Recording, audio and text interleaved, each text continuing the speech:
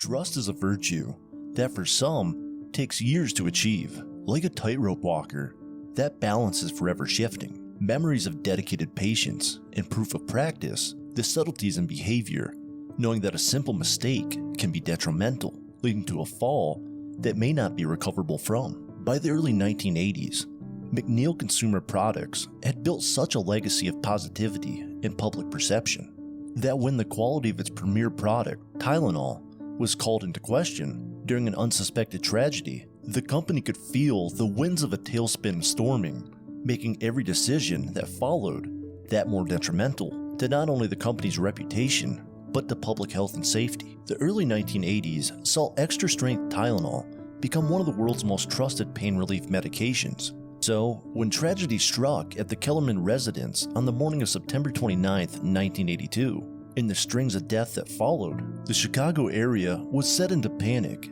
as the rest of the world watched on from the edge of their seats as the world's most trusted pain relief medication turned fatal.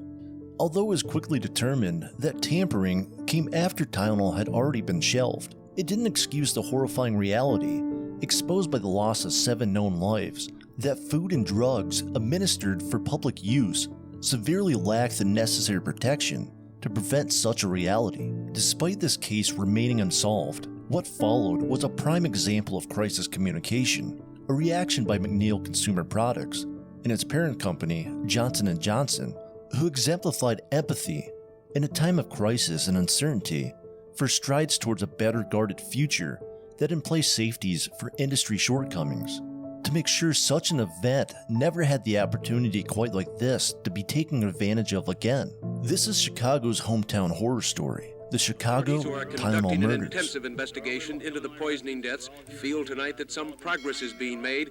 They are zeroing in on fewer than a dozen suspects. Tylenol first came into existence in 1955 as the name given to McNeil Laboratories' analgesic and fever-reducing drug, acetaminophen.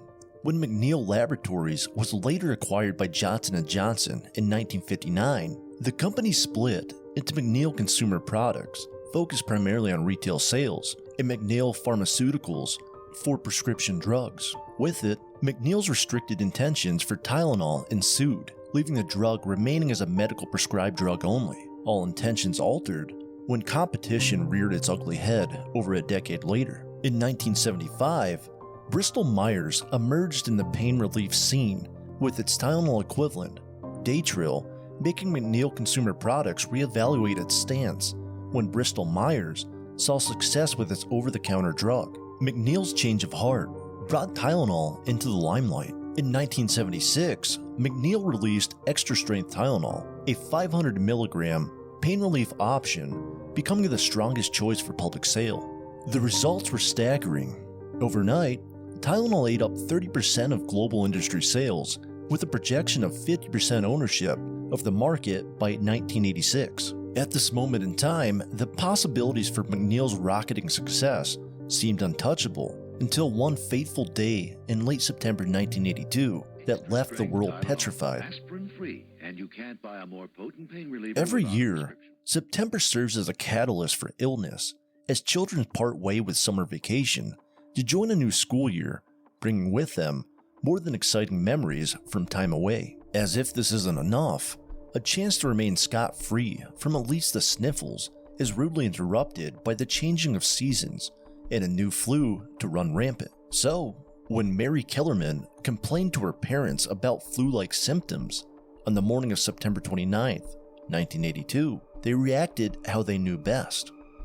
In the early morning of September 29, 1982, 12-year-old Mary Kellerman of Elk Grove Village, a suburb of Chicago, awoke with a terrible sore throat and runny nose. As she struggled to speak through the pain, she explained to her parents that she wanted to stay home from school. As her parents listened to her pleas, they thought of one thing to soothe their ill daughter's pain: America's most trusted pain relief medication, extra-strength Tylenol. Mary was sent on her way back to bed, but never made it. By 7 a.m., a discovery was made on the family bathroom floor that is every parent's worst nightmare. Mary Kellerman had passed away, unbeknownst at the time, after taking a lethal dose of Tylenol laced with a highly poisonous potassium cyanide.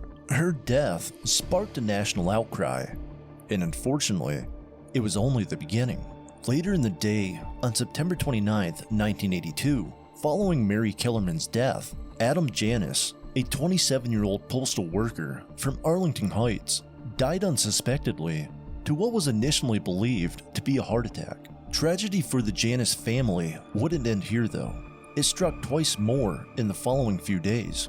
Upon hearing the news of his brother's death, 25-year-old Stanley and his 19-year-old wife Teresa rushed home to comfort and be counseled by loving family members. Feeling all the effects of a traumatic event, Stanley and Teresa sought America's best pain reliever, extra-strength Tylenol, to rid them of their grief-stricken headache, finding a bottle ready for the taking within Adam's home. Once taken, it was proven fatal and later discovered to be the same bottle Adam had medicated with shortly before his own death. Stanley succumbed to the effects of cyanide poisoning within the same day, Teresa 2 days later. Interestingly enough, a search of the home by Arlington Heights public health nurse Helen Jensen confirmed a strong suspicion that something nefarious was afoot. Helen Jensen suspected that all deaths within the Janis family had been connected to Tylenol. Her official statement is as follows: "There were 6 capsules missing, and there were 3 people dead. I said, it's gotta be Tylenol." Over the next 48 hours, 3 more deaths would follow. 35-year-old Mary McFarland of Elmhurst, 35-year-old Paula Prince of Chicago, and 27-year-old Mary Reiner of Winfield, all of whom were confirmed to have taken Tylenol shortly before their deaths. The continued string of Tylenol-related deaths led investigators officially theorizing, like Helen Jensen before them, that Tylenol was the culprit in all of the deaths. Their official theory was that, for unknown reasons, an individual had decided to tamper with extra-strength Tylenol by purchasing or stealing bottles from local stores, replacing the medication with cyanide-laced capsules, then resealing the packages before returning them to at least a half a dozen pharmacies and grocery stores within the Chicago area. This theory and string of Tylenol-related deaths would ignite a fire of media frenzy lined with rhetoric that would turn the country against Tylenol before McNeil and Johnson & Johnson had a chance to chime in. Time magazine labeled the event Poison Madness in the Midwest. Newsweek, The Tylenol Scare, and The Washington Post asked the question on the public mind: Tylenol, killer or cure? At the height of the news coverage, it is claimed that it had more U.S. coverage than President Kennedy's assassination, with over 100,000 news stories ran, hundreds of hours of national and local TV coverage, and over 125,000 newspaper clippings, letting 90% of Americans know that there was a Tylenol crisis at hand. How McNeil Consumer Products and Johnson & Johnson reacted is commendable, taking positive strides and providing the perfect example for those to follow and how to effectively handle crisis communication in a time of national calamity. When got to them, some capsules were contaminated, had cyanide in them. Amidst the echoes of bullhorn chatter by patrolling police officers at the discretion of Mayor Jane Burns' order to pull all Tylenol products from the locality and to warn the public, a representative from the drug manufacturer received his first phone call. Robert Andrews, Johnson & Johnson's assistant director for public relations, first learned of the situation at hand by an unsuspected phone call from a local Chicago reporter who asked for a statement on the situation upon his answering. Andrews' recollection of events is as follows: "We got a call from a Chicago news reporter. He told us that a medical examiner there had just given a press conference. People were dying from poisoned Tylenol. He wanted our comment. As it was the first knowledge we had here in the department, we told him that we knew nothing about it. In that first call, we learned more from the reporter than he did from us." Andrews' off-guard interaction with the news reporter served as a testament to the times. An evolving era of ever-expanding technology, a new reality was born that 24-hour media coverage had become a dependable source of information for the public, and henceforth, the new front line with a duty to be upheld in delivering clarity in a moment of crisis. How Johnson & Johnson handled the situation afterwards, reacting to being caught off guard and the piling negative media coverage is a testament to its credit, paid as a prime example of how to handle all crisis communication thereafter. Upon hearing the news, Johnson & Johnson's chairman, James Burke, in conjunction with McNeil Consumer Products chairman, David Collins, reacted immediately by creating a 7-man strategy team focused firstly on how to protect the public, and secondly, salvaging the product in its dwindling reputation. Johnson & Johnson's immediate action was a national alert via the media warning consumers not to consume any type of Tylenol product and to refrain from all use until the source of tampering could undoubtedly be determined and further prevented. Additionally, the company would fully commit to the community cause in ceasing all advertisements for the product's use, removing it completely from shelves within the Chicago area, ordering a nationwide recall, a grand total of 31 million bottles, and a total loss of $240 million. It worked heavily with the media to provide clear and concise communication through paid advertisements, issued national alerts, established a 1-800 hotline, and toll-free lines for news companies to receive daily updates. Additionally, James Burke remained in the public eye, appearing on both 60 Minutes and The Donahue Show, as well as holding several major national press conferences at the Johnson & Johnson headquarters. Impressive as Johnson & Johnson's selfless service to its availability in this trying time, its most impressive impact was the legacy it created through its endeavors to provide safety to the horrifying reality of lack of protection provided to consumer products. Johnson & Johnson paved a new path forward with its creation of a new standard for pharmaceutical drug packaging. Its new style included a triple safety seal packaging, which consisted of a glued box, a plastic seal over the neck of the bottle, and a foil seal over the mouth. Also included was a new capsule design, introduced as a caplet, a slick gelatin that was easy to swallow but harder to tamper with than the previous splittable capsule. In January 1983, Johnson & Johnson remarketed extra-strength Tylenol with this new design, a $2.50 coupon towards future purchases, and a clear indication that any tampering with the product was a warning not to be consumed. Fully invested in the public safety initiative Johnson & Johnson spearheaded, Congress would pass the Tylenol bill in 1983, making it a felony to tamper with consumer products. And in 1989, the FDA would update its policies to officially require medications to include tamper-proof seals, as well as more modern caplets that were harder to tamper with. Through it all, one question still lingered, still remaining unsolved today. Who exactly made it their mission to lace extra-strength Tylenol with cyanide and steal the lives away from 7 unfortunate today souls? Stepped up their search for the man accused of demanding $1 million from the makers of Tylenol to prevent further Though murder. the case still remains unsolved today, what we do know is that the lethal doses of Tylenol were laced with cyanide. By definition, cyanide is an oily grayish powdery substance that smells like bitter almonds and is extremely toxic. A dose as small as 50 milligrams, a fraction of a teaspoon, can cause instant death. Additionally, journalist Joy Bergman, well versed in the topic, reported to the Chicago Times the oddity of the case in saying, most murderers have a target in mind where they want to see it happen. They want to be there. They want to experience it. They have a motive. But the person who did this was not in the room when those people died. He didn't know who he was going to kill. That is an extraordinarily unique aspect of this case, and it continues to haunt everyone who's touched it. For this reason, and with the passing of who is considered the prime suspect in recent years, we are left to wonder, making discussing the case, and others like it, that more important in uncovering information that may just help solve decades-long cold cases. Here are the 3 top suspects in the Chicago Tylenol murders. Kevin Masterson. In 1982, Kevin Masterson of Lombard, Illinois, was 35 years old with a long-standing grudge against the Joel Osco grocery store chain. His disgruntlement was born in 1975 following a shoplifting incident with one of the grocery stores involving his wife that left her roughed up by one of the store's security guards.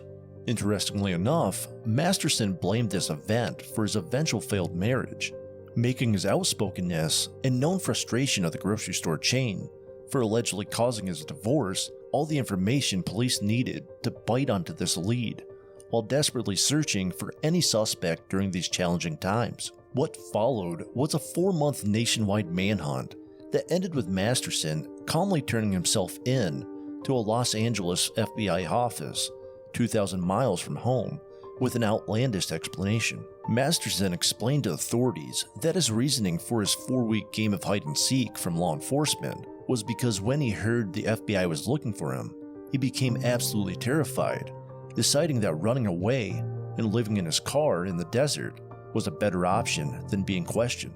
As if Masterson's actions don't already scream guilty of at least something nefarious. After turning himself in to the FBI office in Los Angeles, where he was arrested on marijuana charges from DuPage County, Illinois, earning himself a brief stay in the jail, he acted so erratic that he earned himself a spot in a padded room.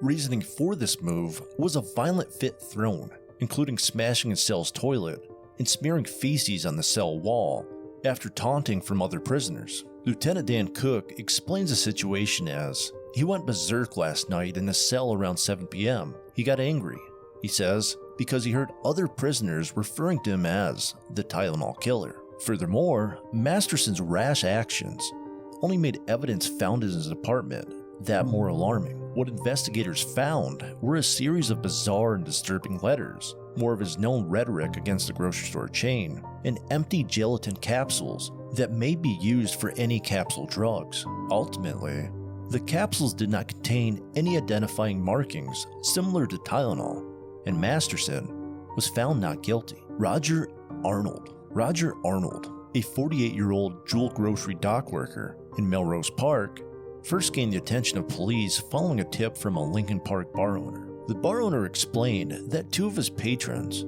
had told him that Arnold had bragged about purchasing a large amount of cyanide approximately 6 months prior to the murders and had been acting erratically paranoid ever since. This tip led to a search of Arnold's apartment on October 11, 1982, and what the police discovered was unbelievable. In addition to a small arsenal of weapons and ammunition, police found books covering a wide range of nefarious topics, including explosives and poisons. One titled The Poor Man's James Bond, which described in great detail how to make potassium cyanide, as well as a wide range of lab equipment. Moreover, around the time of the murders, Arnold's wife was under psychiatric care at Central DuPage Hospital, which happened to be the same hospital Mary Reiner gave birth to her 4th child just days before her death, and across the street from Fran Foods, where she purchased her lethal dose of Tylenol. With all this information known, Arnold's involvement in the Tylenol murders seemed to become more than just a questionable coincidence. Although Arnold refused to sit for a lie detector test, he aggressively campaigned his innocence and ultimately wasn't convicted for the Tylenol murders. Ironically, like Masterson, the idea that the public perception painted him guilty as such ultimately landed him a prison sentence in association with the murders in a roundabout way. While he escaped conviction by law enforcement for the Tylenol murders, Arnold only lasted 7 months before finding himself incarcerated for the murder of a man who he thought originally tipped off the police of his alleged involvement. Arnold would go on to serve 15 of his 35-year sentence in prison before passing away in 2008. James Lewis. Lastly, James Lewis, considered the case's long-standing prime suspect, has a total "I didn't do it, but if I did, this is how I'd do it" vibes. You'll see why. Lewis first came under law enforcement's radar after sending a $1 million extortion letter to Johnson & Johnson claiming to stop the killings if the company paid up.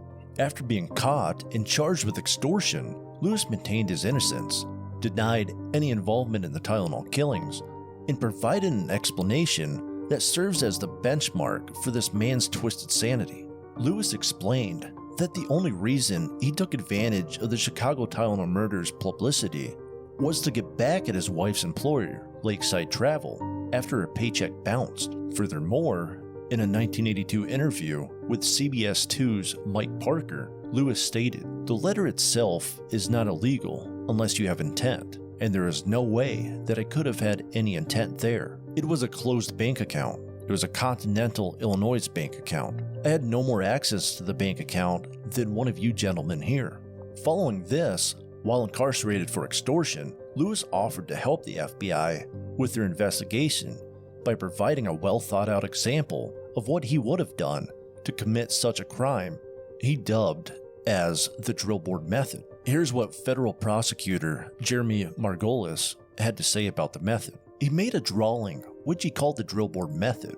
Someone could drill holes into a plywood contraption, put the bottom capsule into the hole, put cyanide on top of the board, scrape it across with a bread knife, clean up the excess, put the top of the capsules in, lay them in the Tylenol bottles, and put them on the store shelves. Many investigators continue to view Lewis as a prime suspect for his violent criminal past and the death of his 5-year-old daughter, Tony Ann, who he blamed Johnson & Johnson for her death, tied to a medication manufactured by the company. His checkered past includes, starting in 1966, the attempted murder of his adoptive mother with an axe in Carl Junction, Missouri, resulting in an extended stay in a mental hospital. Just over a decade later, in 1978, he was accused of actual murder and dismemberment of an elderly man for suspected fraud in Kansas City. Picking up where he left off, nearly a decade after being released from his 10-year prison stay for extortion in October 1995, in 2004, Lewis returned to his criminal antics, finding the public eye once more when he was charged with rape and kidnapping. However, these crimes were eventually dropped. Staying in tune with being the prime suspect of the Tylenol murders, in 2009, the FBI revisited his apartment, removing more boxes of evidence. And in September 2022, he was interviewed by the FBI one last time prior to his passing in 2023. Today, Chicago's 1982 Tylenol murders are still unsolved, giving it that much more reason to remain at the forefront of discussion in hopes that new revelations can be made in solving the heinous crime that took the lives of 7 unfortunate souls. This case serves as a reminder that madness runs rampant, safety can be limited, and a community's strength doesn't need to be reserved for just tragedy. The safeguards employed thereafter by Johnson & Johnson, and further strengthened by regulation, should serve as a point of everyday innovation to promote a safer public for the community we all share.